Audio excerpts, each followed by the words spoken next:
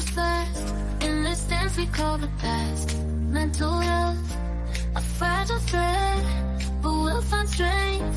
Let love spread. Life's a climb, just take a step. Rise above, find your breath. In the darkness we will find a shining light to free our mind, to free our mind.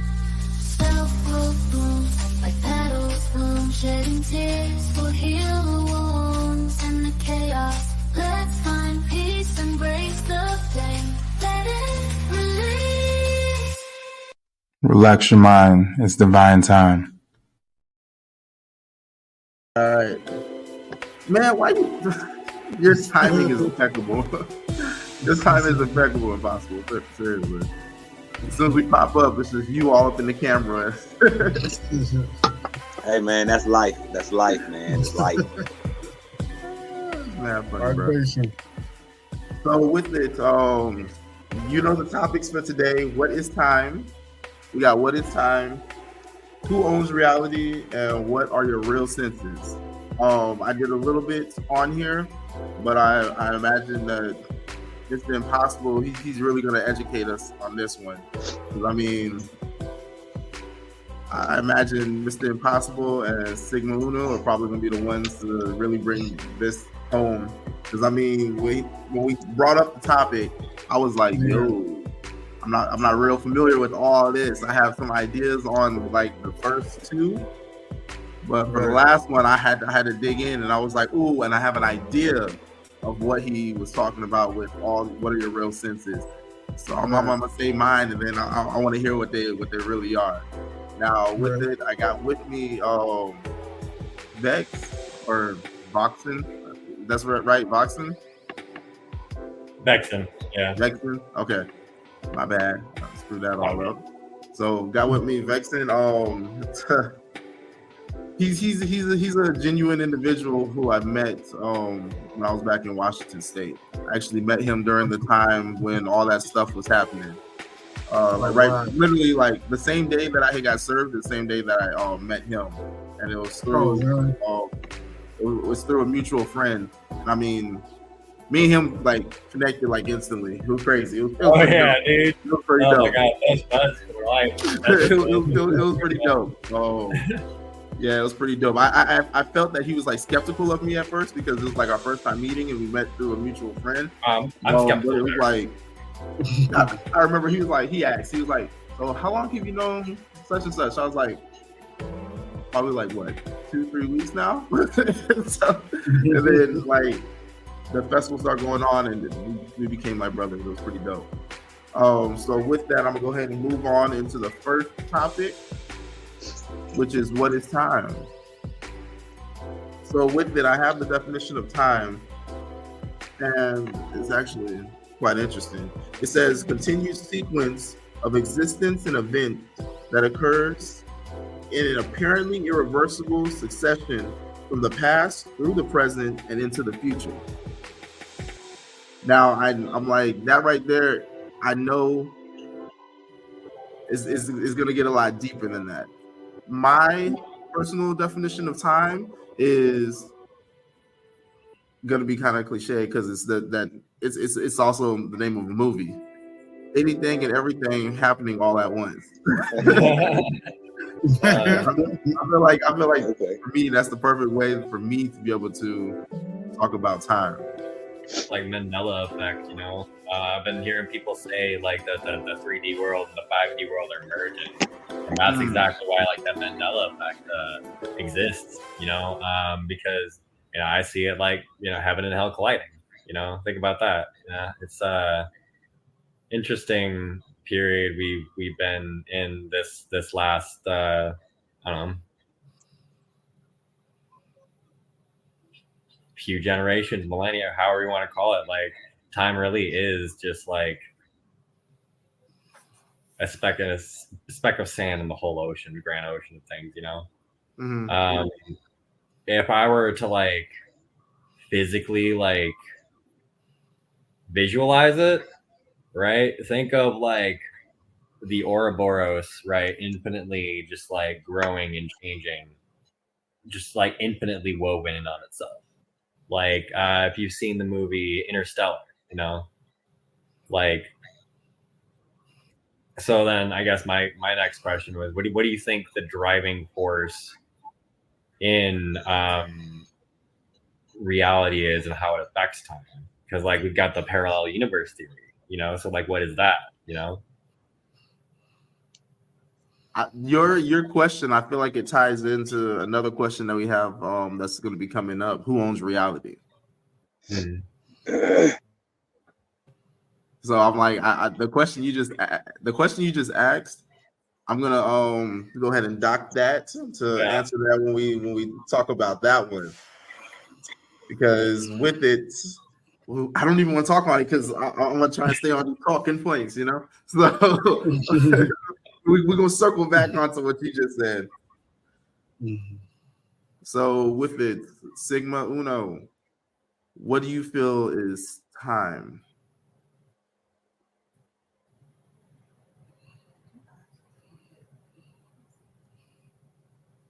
Who is Sigma Uno? Walter? Okay. Yeah, I can.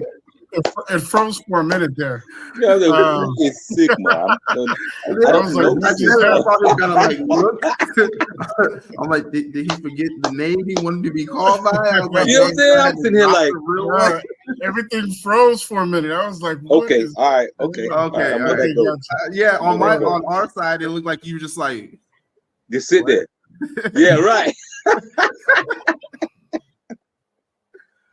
But yeah, what is your definition of time? My definition of time, man. One word, trap. The reason why I say it's a trap is because everyone's clocking their movement based on minutes, hours, and milliseconds, when we were a lot more free than that.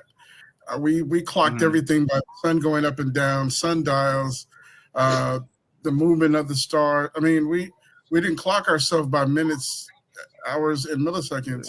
We didn't, or seconds. We didn't.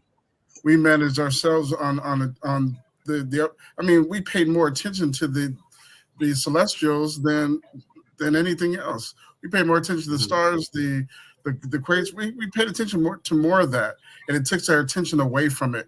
It takes our attention away from looking at the star. I mean, the Dogon tribe, they based every natural disaster on what they saw in the stars, and they were more accurate than scientists or telescopes or anything like that. And everything that they did was based on the stars. Yeah. So why are we following this clock? And this goes into the other question that you're talking about: who owns reality?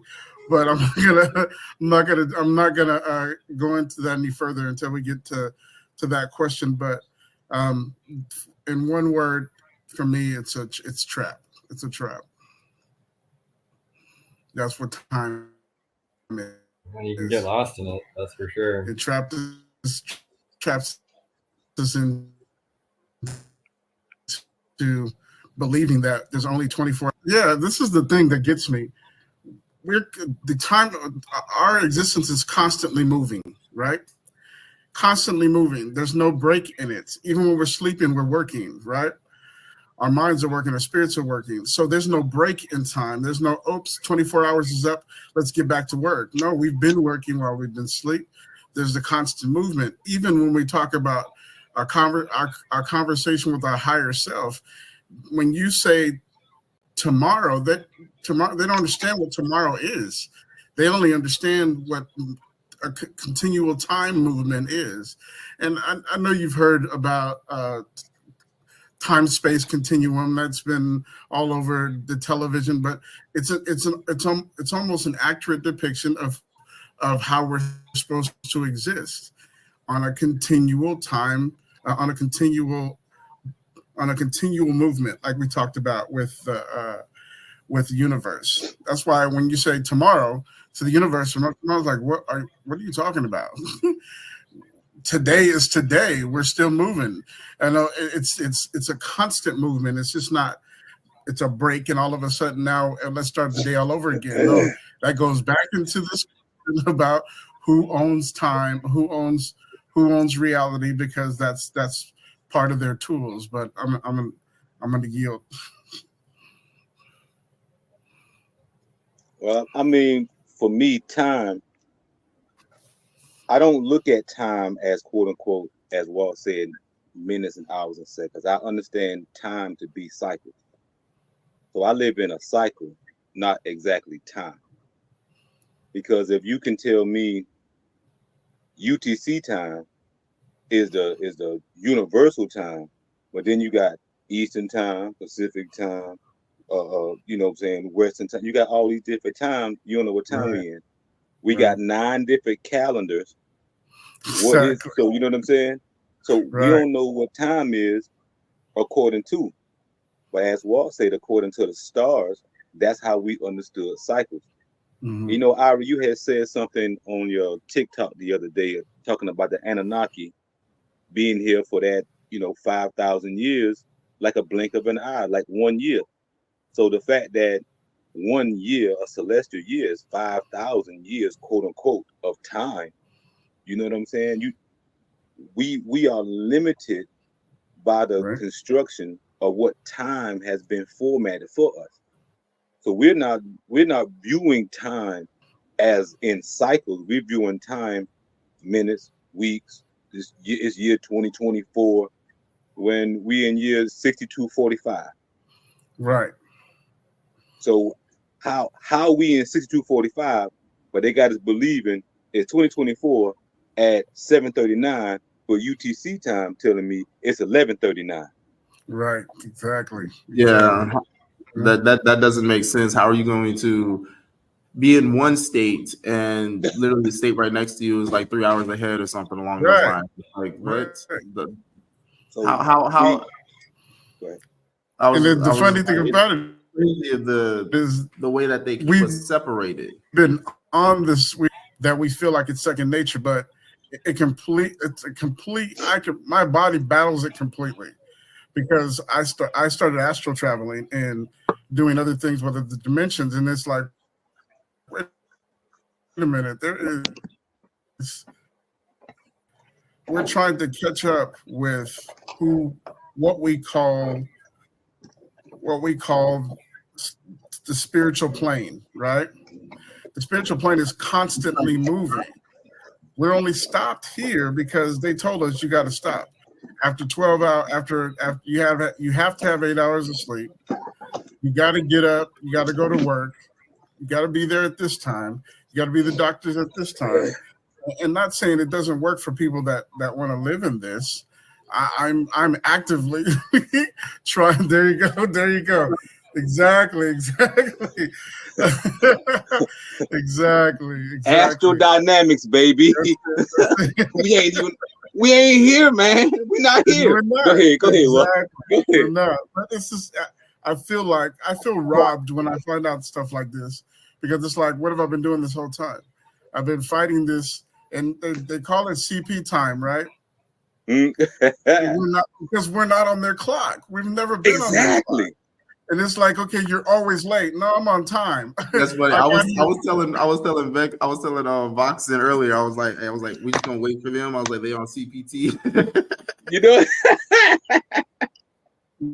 know? Oh wow. I mean, but think about it. All the things that work that we believe are working against us, that prevent us from being on time, according to here, we're battling different realities. We're literally battling different realities.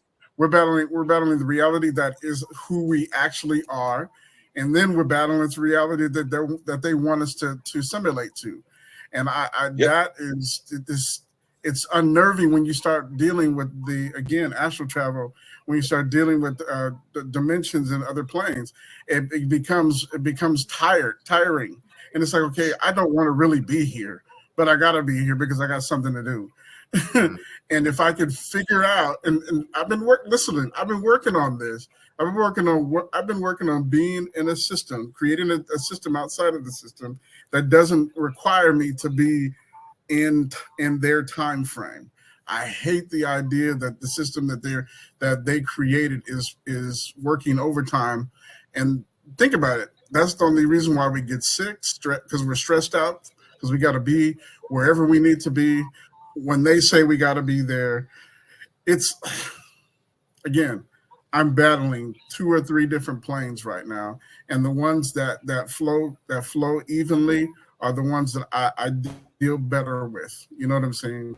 Yeah, I find it this very time interesting thing, because Sun this Tzu, whole he actually. Oh, go ahead.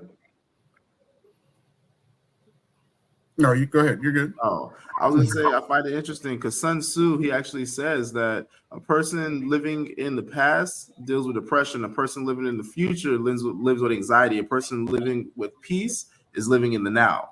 And I'm like, Exactly. when you think about that on a spiritual, esoteric level, I'm like, it makes a lot more sense because time is not real. Right. It's So not. with it, if you just living in the now for every moment is the present, that's how you remain at peace. I was like the Right. same way that they have it micromanaged now to where, because I'm like, if you think about it, back then they probably like, okay, when the sun reaches this time, I'm gonna do this.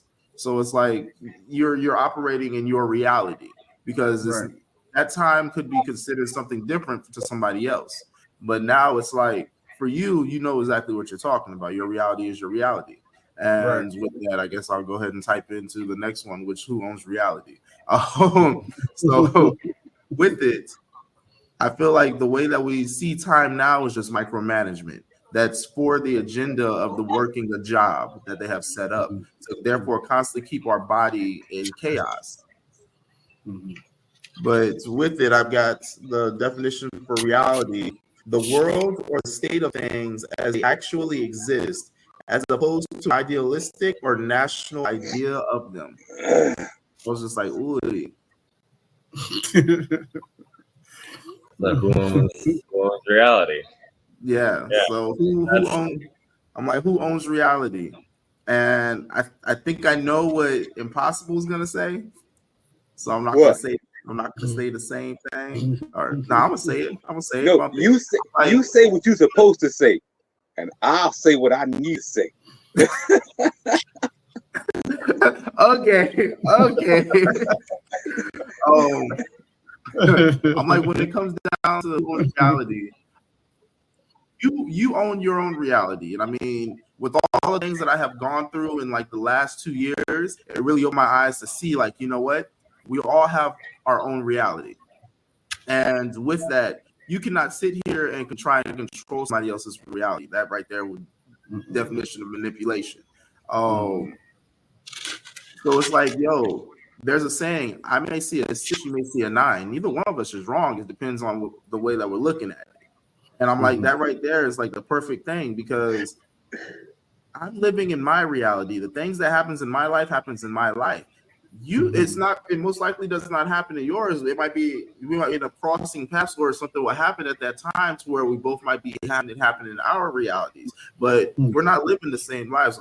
My reality is not your reality, and I cannot tell you what is true in yours and what is not.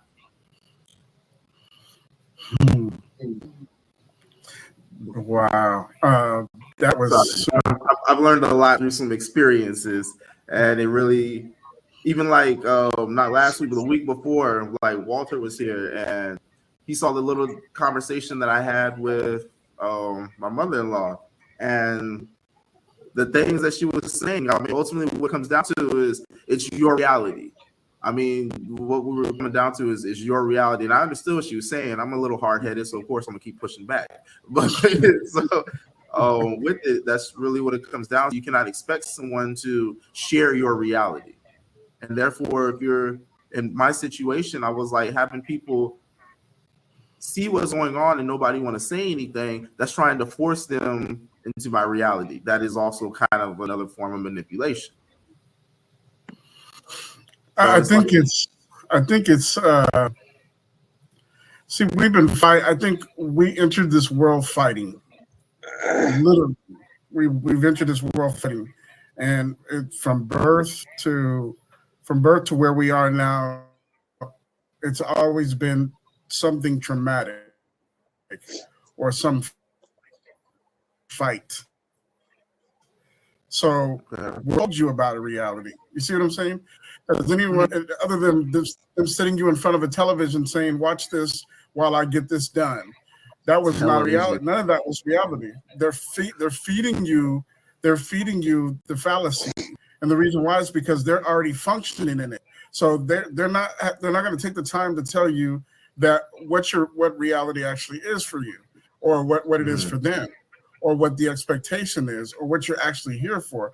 They're not going to tell you that. So because they haven't told you, it buzzes by you, and you're looking at things in the world as if you have to participate. But that's not actual.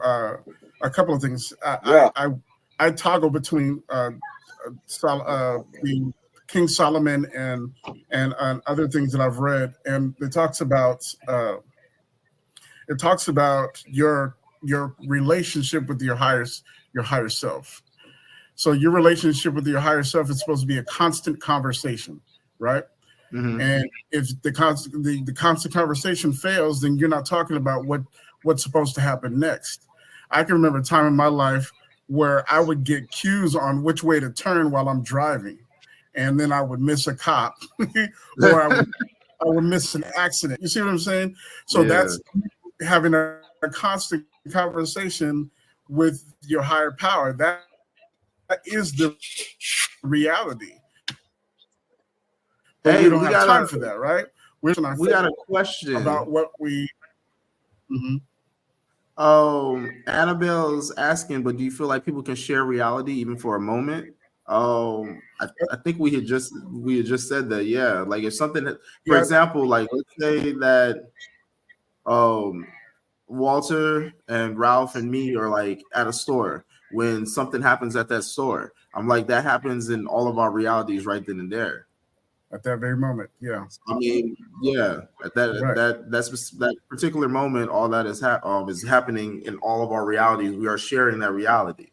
Right. Now, I mean, with it, some of the details may be remembered differently, but we all are sharing that reality together. So, I mean, there's going to be pinpoints where we are going to agree on some things, and there may be some things that we may not agree upon based off of the angle or location that you was at. You may have seen the person do something that I didn't see because their back was to me, but you were in front of them, you know? Right. But so sorry. I was just about to point to you. I was like, Fudge, what did he say his name was on here again? I would say that realities are owned by each individual, but they overlap, right, to create the shared experience that we all flow through time on. All right. And then so you take it even further from that, and then like what defines reality, and that would be choice. Choice defines reality because we all have a choice, right? And that's what precludes alternate dimensions, alternate choices you could have taken along the way. And I don't know about you, but like I have experienced those alternate realities in real time within this reality. So like those are when you talk about astral walking, sometimes the astros walk to you, and it's an interesting feeling. But choice defines reality, and we each choose our own reality. We each make choices which further defines our reality, but we let zeitgeist govern our reality. Exactly. And that's like, if you've ever seen the anime Psychopaths, like it's a really, really interesting anime that talks about the collective conscious and how it's used to govern, here's this, super empathetic detective that is, seeing through the cracks of the system. And they realize that the system is trying to breed sociopaths. So the sociopaths can then run the system because they've got a clear head on things, right? They can shift their stance to what's efficient, right? And that makes the system unethical. And Sinamori points that out. She, for lack of a better term, bangs on heaven's door and is like, "What the fuck," and therefore changes the system. And so, yeah. So when you want change, you change the zeitgeist, or at least challenge it. And so there we define reality. So who owns it? Who owns it? It's the people that own it. No matter what. The people and the planet. And guess what? The trees are living too. They be talking. Right. What does it say? Let ye with ears hear. But a lot of what we call reality is that is. A lot of what we call reality is someone else's idea. So we're defining a reality based upon ideas that's not our own. So how you making a choice about your reality, but you didn't have the idea or you didn't construct the environment for your reality? Wow. So we all talking this reality. I made my choice. You did. How? You built this system. Now we got this divine consciousness. That's a reality that no one can touch. Man can't fuck with it. So if you asking me what is reality, divine consciousness, that's reality.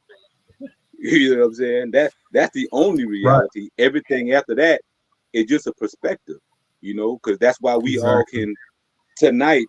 We are all sharing reality. Yes, this is something we all are going to remember. Right. We all share reality, but we're not defining our reality based upon someone else's construction. We're defining reality based upon our internal understanding. Mm-hmm. Right. That's why I don't like to say like we're all the same. I like to say we are one planet, because like we are like one planet, but like we're each individual pieces of that infinity. Right. I'll say the same thing I said the last podcast we did. It's an honor being here, being with divine expressions of love. I say it again, because that's all we are. We are one mind, dynamic expressions. Exactly. So that's why, and I love these kind of topics, because we can all, again, share reality from that internal place. You can't fuck with that. So we got to watch what we call reality. And I remember a quote a long time ago. It said, "The definition of power is the ability to define someone else's reality and make them live according to that definition as if it were their own." Now that's zeitgeist, 100%. And they build it on the basis of our need, all on the basis of needs. So you need, what are the basic needs? Food, travel, place to live, shelter. All those things are a necessity. So they come and they take everything into themselves. They take ownership of it. I mean, here in Amexium, there was no one individual person owning anything. It was, well, we talked about before, Pangea. Everyone chose where they lived, and they lived there. And that's the Tower of Babel, I swear. Exactly. If you were one people, if you were one person, or you were a people, then we were the best at the structure of family and economy and culture and community. We were the number one. It proved. Black Wall Street proved it. It proved even after all the hell we went through, we still have that cohesiveness to where we could get together and do just about anything. We had to do that because we're sharing the same reality. They don't want us here. They don't like us at all, period. So let's move let's move somewhere else collectively and create a reality where we're okay, we're taken care of. You see what I'm saying? We had to move on because we had to move on because we were discarded. And I mean, you'll always hear me come from a place of struggle because that's where I came from. Nothing was told to me and listed to me. I had to experience literally all of it because there was no teacher.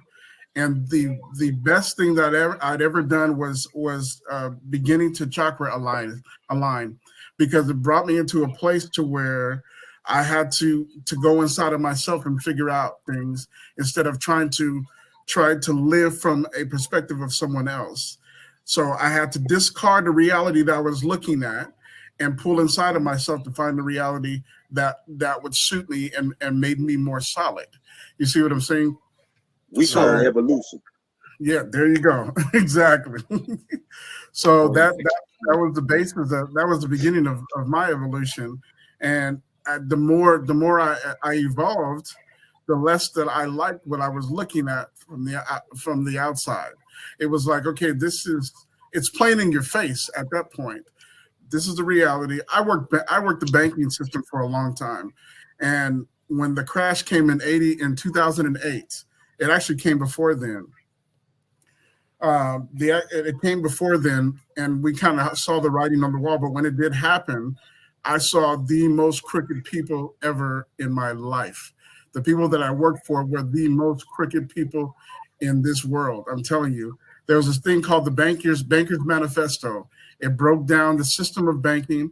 It broke down money. It broke down the idea that there's only a certain amount in circulation. That's why the economic system is the way it is. 1% own the most of the wealth of the world. They need poverty. They need crime. They need all of these things to make their economy work. That is their reality. You see what I'm saying? If we never bought into it, and we say a dollar was a pebble, then we would clearly move away from their system of things, and that stuff moved around the world. That's why the IMF was created. This is all their reality in order to pull all resources to them and make us pay them for it. So whose reality is that? That's their reality. We're living in it. We have to thrive in it. We have to exist in it. But again, I've been working on a different way.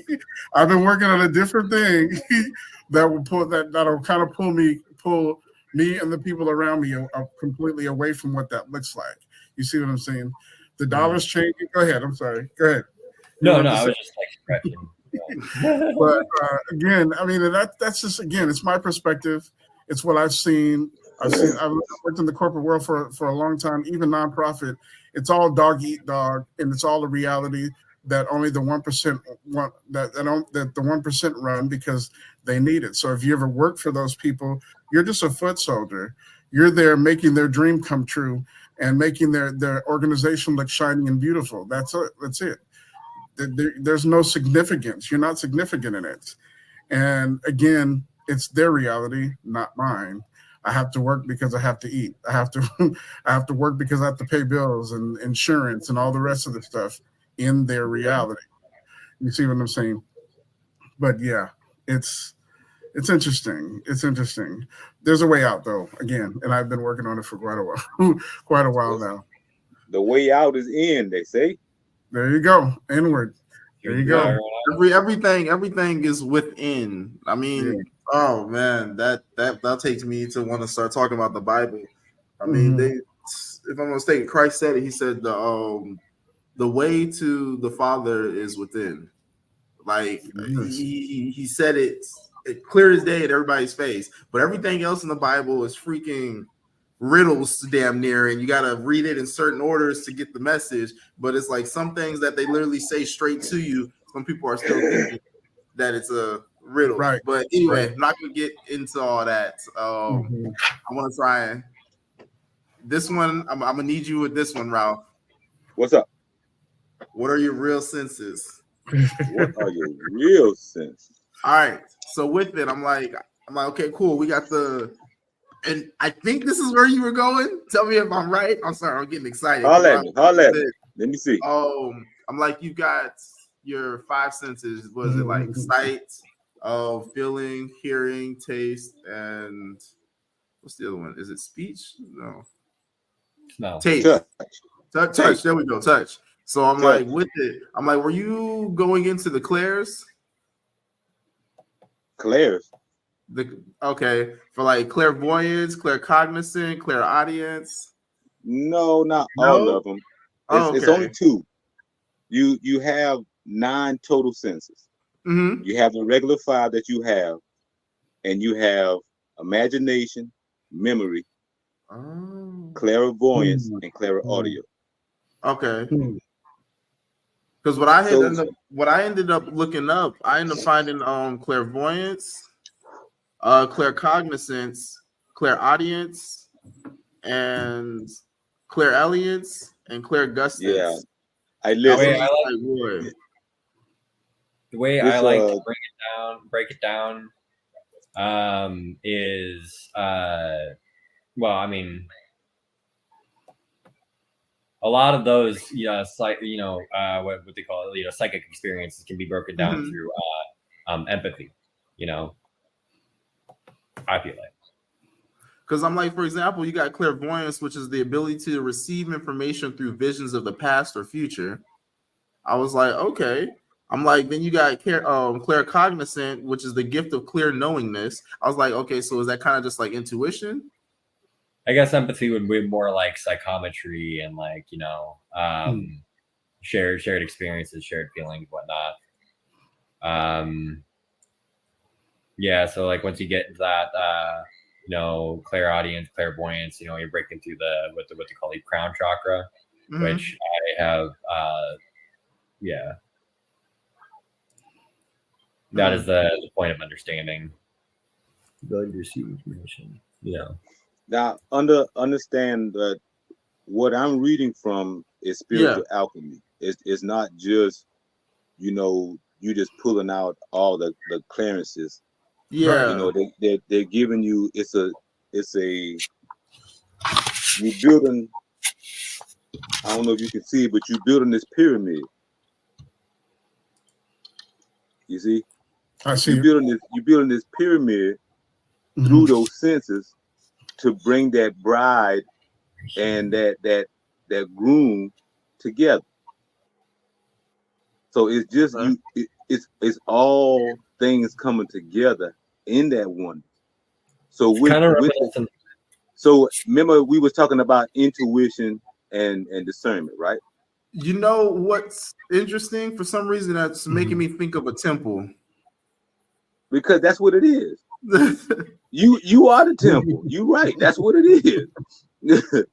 But see, the same thing. So when we was talking about intuition and discernment on the last one, how do you have discernment and intuition properly without you missing 4 senses? Now, the other side of the 7 deadly sins, which is 9, is blindness and ignorance. So it's blindness and error. So how do you use all of your senses when you don't even know your senses? Exactly. Now we know why they say people don't have common sense. Because they don't know. So that's that one. Yeah, you're right. That is good. That's good. That brings a lot of things into perspective. And so here's going down with the 9 deadly. See, that's why you going down. Greed, sloth, lust, gluttony, envy, pride, anger, error, blindness, and what's that last one? Darkness. Okay. Cheese and bread. Spiritual darkness. Yeah. Spiritual darkness. Okay, I see it. Reminds me of the prima materia a little. Ooh. Okay. Which one? There's a ton. I don't know what that one is. Prima materia. Yeah, so like the yin yang symbol is a prima matera. Yeah. Black sulfur, which is another prima. No, The alchemical process. Mm-hmm. Leviathan's Okay. cross as a prima matera. I've never heard that word. So actually I've got in my wallet right here. I fucking love alchemy. I haven't really like delved too much into it, but like it's been something I've just really been really into. Tree of Life is also like one of my favorite symbols. Yeah. My wife has this I Tree always of Life carry all the time. in some way. Have you read the book? That's the black sulfur symbol. Oh, okay. I see Yeah. the infinity sign at the bottom, and then what is that? That's like the Leviathan cross on top of an infinity. This is the Leviathan's cross. Yeah. Okay. Yes, sir. Hey, Liz, you carry that in your pocket, right? Yeah, all day, every day, as much as I can. Love that. I used to have a cat, actually. Hold on. It's hanging right in my room. You know what I mean? It's right here. Oh man. so hey, so see, that's this is exactly what Impossible was talking about. When we come on here, and it's like-minded individuals, we talking, and we collect. Birds of a fucking feather, dude. Oh hell yeah, hell yeah. So just to piggyback on what the brother was saying, that cross is hanging right above my altar. You know what I'm talking about? So right. I've been dealing with these energies a long time. Yeah, I remember conversations we had. Oh, I got the flash drive for you. I got you set.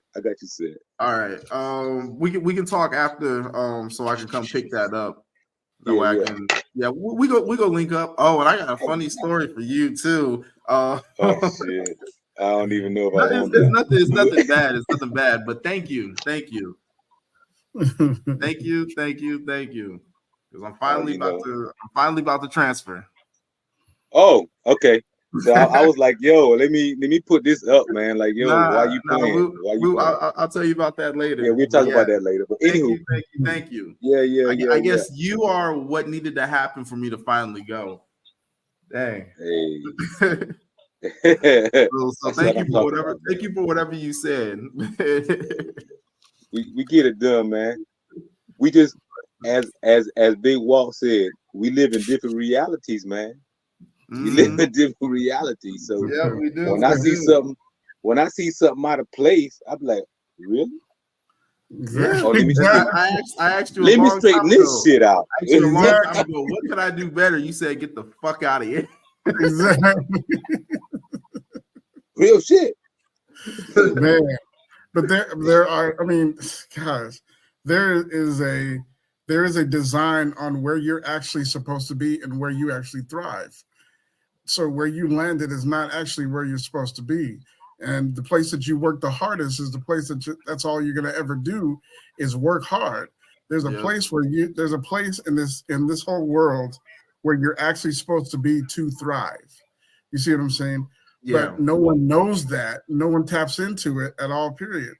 There's, again, when I started traveling and doing interdimensional stuff, it's like what I saw, the beauty of what I saw was like, okay, why is the reality we're on so ugly and so terrible? And it's based on our experience, but it's not where we're supposed to be. If you've landed somewhere that all you do is worry and go through shit and hurt and have pain all the time, you might want to think about, or you might want to get in touch or get connected to find out, where am I actually supposed to be? But our automatic thought is, what work am I supposed to do, isn't it? That's the automatic thought. What am I here for? What work am I supposed to do? Go ahead. I'm sorry. I will also say that, like, it's very, very important that, like, there are energy thieves out there. You know, there are people putting in some dark work out there, and you got to be careful. But man, like, when you feel the waves slapping you, like, they fucking slap you, dude. You know, like, you can feel that shit. So, like, Yeah. Yeah, I used I to agree. say all the time, I'm like, a lot of people be asking the universe for signs, and then the universe literally be slapping the taste out their mouth. But But they're not sometimes using their senses. They're not using their senses. no, Mhm. no, no, they're You see? not. But at the same time, you can't. It's hard to recognize anything if you're not familiar with any type of signs, if you're not open to even seeing things, you know. And that's where organized religion fails, because they don't tell you the whole story about who you are. They don't even begin to tell you.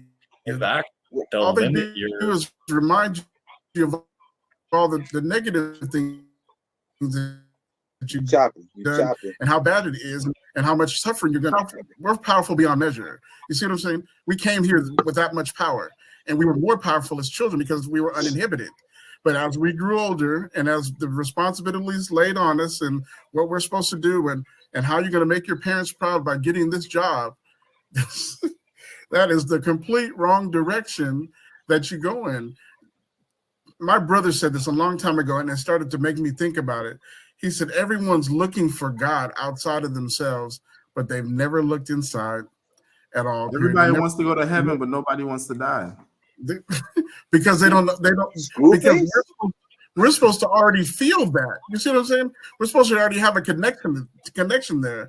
So death is not really death.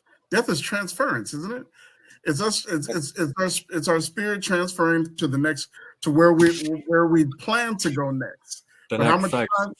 Yeah, how much time do we have to sit? Do we have to sit and talk about where we're going next? In this plane, we don't have time because we're too busy on this clock doing what they say we should do in order to survive. We already had a survival plan when we came, but we can't remember it. You see what I'm saying? And there's nobody there to cultivate it. So it took me as long as it has to get to this point to where self-cultivation is important, and I have to take time out to do that. Whether it's 3 o'clock in the morning doing my ancestor stuff, or whether it's midday sunbathing or whatever, it's you reconnecting with the earth. Otherwise, looking into the computer, looking in the phone, having conversations with people, none of that feeds your soul or your spirit, and none of that feeds your ability to talk to your higher self. A constant conversation. That's why if you think about it, people walking down the street, if you're from Tacoma, you understand what I'm getting ready to say. There's this guy named Tub Tub. They used to walk around with a cart. He wore dreads. He had ribbons in his hair, but and all he said to people when they talked to him was, "Hey, Tub Tub Tub Tub Tub Tub." This dude died a millionaire. Nobody knew. Nobody knew, but he walked around the world like he wanted to walk around the world. It was his conversation with whoever he was talking to, I believe was his higher self. And you have to take time out to do that. Even if people think that you're crazy. What? It's your life. You got to live it. So if you're planning for it to look a specific way, you're gonna have to take out time to talk to your higher self about what that looks like. Prayer is not begging or asking. Prayer is confirmation with your higher self about what you're planning to do. And we can't to the world. Say that again. I'm sorry. And affirmations to the world. Exactly. Well, the cultivation of what we call reality in itself, it was created by some wicked people. Exactly. You know what I'm saying? It was created by some wicked beings. So once we really understood that they did it, they time up, the system is gone. Exactly. But what I see is basically, you got to understand too, a system of worry. They created a system of worry. Yeah. You know that I mean? Right there, I feel like the system of worry and fear, that right there can go into another topic. Exactly. I mean, it's the truth. When you look at it, shit. Everybody worried about what happened at the first of the month. Worry about bills being paid. Yeah, first of the month. My kids, Exactly. worry. My job, worry. Worry. Exactly. Man, the job thing, that's every day. What you gonna do today, man? Half the time I'm just like, man, I gotta get out of bed and go to work. Exactly. Work. That becomes the center of everything is your Job work. just over broke. JOB. Well, that's the thing we here to break though. That's the evolution of the fulfillment of what we came to do. Right. We came to cut that part. So even though that we all may be working jobs right now, ultimately your goal is to get about that job. Right. So you're not going to work. You're going to work to leave that motherfucker. Yeah. So I got to go to work, but I promise you, I ain't in that motherfucker plan in 10 years. I mean that motherfucker plan in 6 months. You know what I'm saying? Like, it's funny because like my wife I got a 3-month plan. I got a 3-month plan, and then I'm gonna work this next 3 months. And my wife told me, she was like, "Yo, you're not at jobs very long." I was like, ultimately, I use a job kind of to build my resume. I get the skills that I need to do what it is that I'm trying to do, and for the longevity of life. I've got manager experience. I have security backgrounds. I have investigations experience. I have experience on dealing with money. I have experience with dealing with people. I've done a lot of different things, and ultimately, I feel like I've gotten the experience that I need to do what I need to do. Right. And so I was using the jobs as a stepping stone to get that experience, because when you try and do things, even when people get a college degree, they can't get a job because they don't have the experience. Right. So I'm just like, I'm using a job as an on-the-job work experience to do what it is that I'm really aiming for. And I'm like, a lot of people will just get into one place and turn into a career and be miserable. And I'm just like, yo, I'm like, that's where you fucked up. I was like, you settled, my guy. You settled. I'm like, I'm trying to build. We've gone from apprenticeships and a reason why we're doing what we're doing versus I'm working to build something for someone else. And the thing that hit me hard with regards to that was working for a mortgage company that I could not elevate in at all, period. My plan was to be a CEO of a company. That wasn't happening. 2 strikes against me. One, I was black, and when I knew too much. And that's what pushed me to the side when it came to that. But it's, again, there's no, if I limited to myself to any of those companies, I wouldn't be where I am right now. I wouldn't at all. And you see an opportunity, you build an opportunity. The thing that happens though, if you come to the place that you realize you've mastered other planes, conversations with ancestors, you've dealt with other spirits, spiritual existence. When you are able to master those and you step back into this plane, the whole thought frame is, I need to master this shit to move the fuck on. You see what I'm saying? Yeah. And that's what happened. I had to come to a place to where, like you're talking about the Tree of Life, I read that book and it gave me a completely different outlook on what my body is capable of doing. You see what I'm saying? Nobody told me that I could go without water or I could go without food for long periods of time and still actually exist. They make it seem like you're gonna die. You're the inside of your body is the picture of a rainforest. It supplies literally everything that you need. There's no you weren't dropped down here for no reason, and you weren't dropped down here to die.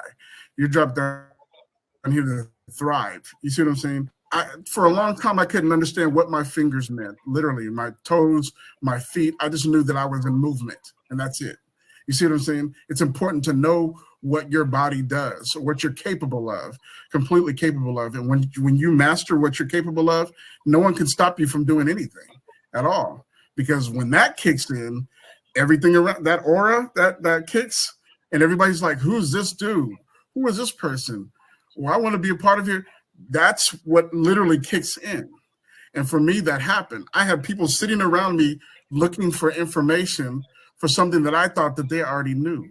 it was crazy. It was like, wait a minute, how is this happening? I didn't think I was the source of anything. You become the source of literally everything that you need. It happens.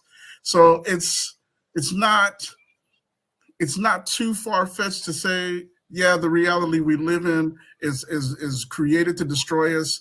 But when you go inside, that bounce back, they can't do anything with you at all, period. They can't. Even if they wanted to, they can't, because death is a what? Death is transference. And that's what the basis of all of it was when it came to slavery. They wanted us to fear death. If you own your body, you have nothing to fear at all, period. Because when you're gone, they jug you or they shoot you. I'm coming back. That's exactly what I said. I'm coming back. And here I am again. What can you do with me? Nothing at all, period. Because death is transference. You see what I'm saying? And not that I'm gonna walk up and tell a police officer to shoot me. No, that's not the thing. It's the idea that I am empowered so much by the construct of my body, my mind, the third eye, the crown chakra. I mean, from the top to the bottom, I'm completely aligned. What can you do with me? Nothing. You can only smile at me and give me what I'm asking for. You see what I'm saying? That's the basis of all of it. Yeah, I know what you're saying. Right. But yeah, it's all trickery, because it takes you and it puts you in a place to where the only senses they want you to think about are the senses that the smell, the taste, the touch, and there you go. Everything that has anything to do with making money for them. Mm-hmm. They can monetize it. Yeah. They're not able to monetize imagination. No, they cannot. You know what I'm saying? It's coming from you. You know what I'm saying? Right. They can't monetize clairvoyance, what you're able to see and hear beyond this realm. Exactly. They can't monetize that when it empowers you. Exactly. When you're not looking for validation for anybody else about what it is that you're seeing, hearing, and understanding. Right. You know what? You ain't pushing it on nobody, but hey man, is that your reality? Exactly. Okay. There we go. Yeah. They eat it up though. They do. They eat it up, and they really want to know how are you doing. Go inside. Do what you got to do. Take a look on the inside of yourself. And for some, it's easy. For some, it's hard, because they've already connected with this track called life, and they've bought into this reality, and the rest of their senses are dulled completely. They can't move. But I work with youth and young adults, and the basis for us in the beginning when we do groups for the first 6 months is all self-love. Love yourself. Love who you are. Take a look at yourself. Look in the mirror. I know how it is to go years without looking in the mirror, and then when you finally do, you're like, what the hell? What have I been doing? I don't even recognize myself. So it's self-love. Look at yourself. Take an account for your movement, how you're living, what makes you happy. Don't discard that. Just love you. That's the beginning. And when that happens, you start looking for other things. Like, okay, well, if I can get this and I can do that, and I do love myself, and I'm supposed to have this, or I can have what I want, then what's been holding me back? That's the question. Go ahead. With it, we're close to an hour. I want to close this out. I have a way that I want to start doing closing out. I want to close out with gratitude, or either something that you've learned via this episode, so that way we all have a reflective moment on this. I'll go last, so anybody who wants to start off can go first. Something that you learned from this, or either something that you're thankful for. I gotta say, I'm very grateful to just be here. Like, being able to speak with you individuals has been quite the fucking honor. It's an honor to be here. As Impossible said, like, shit, no, I love it. And I'm looking forward to speaking with you guys whenever I can. Most definitely. Thank you for being here. I said the same thing. I'm the senses. What you showed me, I've never seen that before. If you can forward that to me, I'd really like to learn more about what you showed. I got you. And so I'm grateful for that. I'm grateful for the time, definitely. I'm grateful for this, the ability to sit again. Like I've said this a million times, but to sit in the energy. This energy is amazing for people on the same page or an understand. When you talk, I'm like, oh, I know that. I got that. This sometimes this walk is super lonely. You know what I'm saying? It's like you can talk to people, but you really can't talk to people. You see what I'm saying? So to be able to have this conversation and to hear things and to that resonate with you already, I appreciate this. I really do. So this is why I have gratitude for this whole podcast, bro. Keep it going. And I mean, I've learned and I have gratitude because the thing about really evolving is allowing yourself to learn from others, to allow yourself to be that sponge, so you can be that lotus. You know what I'm saying? Coming out that mud. The gratitude is always sitting here with other individuals. As Walt said, sometimes you can talk to people, but you really can't talk to people because you start talking this over here, they looking at you like, what? look at what you got to dig on your board. That's the gratitude is being able to speak on some things that like-minded and others will be able to understand and enjoy.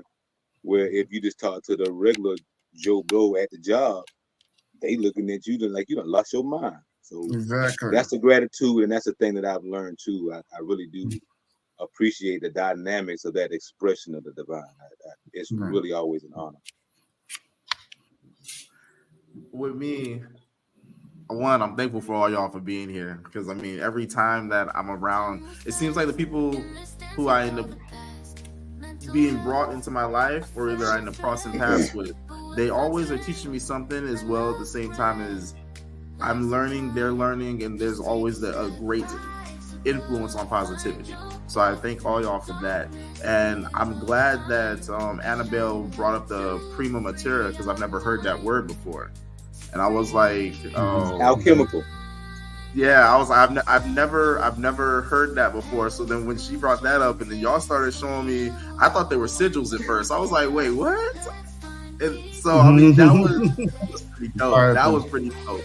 And then it was also pretty dope when Nick and Impossible pulled up the same thing. I was like, yo.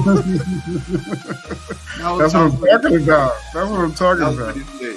I was like, dang, bro. I was like, two people from across the world. And it's funny, like I told y'all, I was like, me and him became like brothers. And literally, like with Impossible, this dude is like my older spiritual brother. Like we clicked almost instantly when we first met. I'm not gonna lie, it was like I felt drawn to him, but I was kind of standoffish due to stuff that I had went through previously. I was just like, I wasn't at that point where I trusted my own self. So, but I mean, after like the third time talking with him, I was just like, I can talk with him, and shit just grew. And I mean, even with like me and Nick, first time we met, we didn't have like a deep conversation, but it was almost like we spoke telepathically. It was weird as Everything shit. was felt, dude. Yeah, it was pretty dope. It was pretty dope. Like I've got a few other friends like that too, where it's just here, dude. Yeah. So I mean, it's like I'm really grateful for being able to connect with so many individuals who actually operate out of love. Like, yeah. And there's no hostility amongst anyone, but they will defend themselves if they need to. And I mean, that's one thing that I like to see, because I see a lot of people who won't defend anything. They'll just keep on dealing with everything, anything that's thrown against them. They won't speak up, and then next thing you know, you have somebody who's gone because they couldn't take it anymore. Yeah. You have other individuals who kind of live out of a jealous nature, to where they see somebody doing good, they want that, or they're going to try and sabotage that because they don't have it for their own. And I'm like, so it's nice to be around people to where you can be yourself and let that guard down because you know that they're not on that malicious bad mind time, you know? Right. So, I mean, I really appreciate y'all for that. And I mean, without y'all today could not have been possible. This right here tonight could not have been possible. I'm done. Man. But hey, that's my mind because it's divine time. So yeah, I'm gonna go ahead and end this. I'm gonna end this and All right. boom. All right. Douche,